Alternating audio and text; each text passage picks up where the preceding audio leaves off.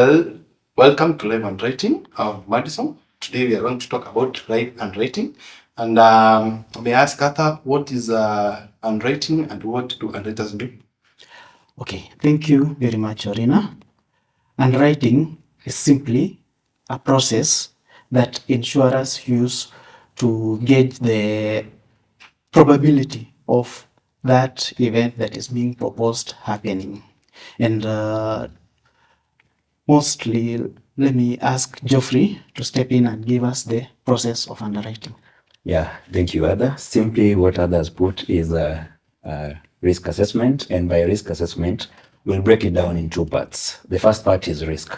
Every thing that comes in insurance must have chances of an event occurring, and by that it carries a risk.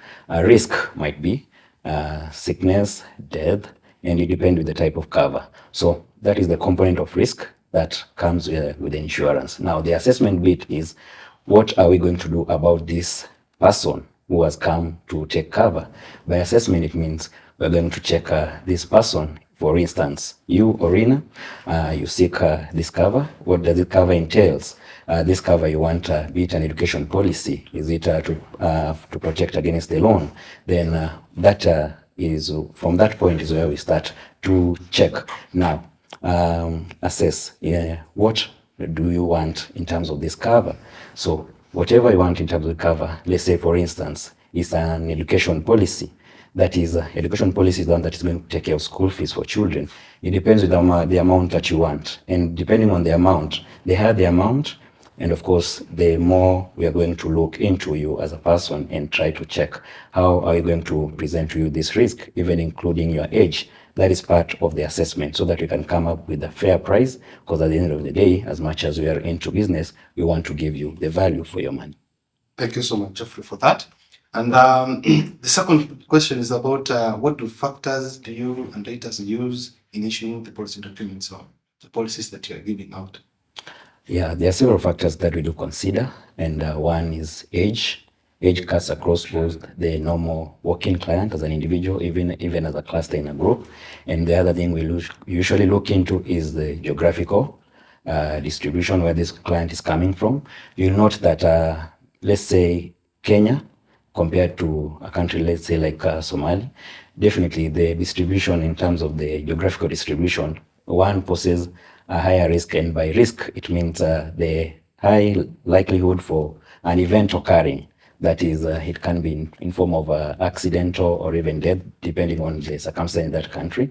And when you look into Kenya, it's relatively calm. Even when you come to Kenya, it can even be further categorized. Someone maybe who is in Nairobi is considered much more safer than someone maybe who is in Wajir. That is part of the geographical distribution. Another thing that we usually even look nowadays, and it was not being looked before, is the mental. With the mental cases that we have, it has high propensity to, or rather high chances of one incurring a risk in terms of maybe it can be even death, due to maybe the mental illness. And another thing that we usually consider is the lifestyle. How someone carries himself, and nowadays lifestyle has become a major risk factor, especially with this current generation, when it comes to maybe posing a risk when it comes to cover. And by lifestyle, it means less exercise and more of even taking something like even junk foods, it leads to obesity. Obesity can lead to other chronic illnesses, which increase the chances of risk. Another factor that we usually look into when it comes to that pricing and maybe underwriting is also the medical history. The medical history, it will be able to tell about all the family background and whatever ailment, if one might have been gotten maybe and maybe treated against, including even minor or even major operations, even some other aspects you'll find smoker and non-smoker. All these medical history will also form part of the pricing and also underwriting. And also, another factor that is a major contributory to underwriting is the occupation of the person who is proposing. There are some occupations generally that are considered as hazardous. That means the likelihood of the insured event occurring is higher compared to other occupations. For instance, a person taking insurance and they are working in office will be charged less premium compared to that person who is taking insurance and he's a defense, maybe they are in military or in police, or maybe they are in aviation industry. So what do underwriters do to make sure that the life assurance policies are sustainable and affordable to the clients? There are various platform on which we usually ensure that the premium that we do charge our client is affordable, and of course it makes sense because at the end of the day it needs to be a win-win, not a win only to the insurance and not a win only to the client, but it has to be mutual in terms of benefits. And there are many ways that an insurance, and in most cases they are called underwriters, do. One, it can be sensitization, sensitizing the client of the various type of cover that are in the market and what it entails, so that when the client goes to take cover, he is informed and take the cover that, of course, matches his anticipation and in future years. So by that it means there are many more chances of mis-selling, so that of course client will save on that, in that you won't take a policy which you won't need, and you see that is a money forgone, and the opportunity cost could have been even much more better, including the value of the money now, and compared to that time which you're going to receive. Another thing is just after sensitization is the normal medicals that usually take our clients. The medicals are not just to punish our clients, but just to make sure that the client pays premium that is matches the risk.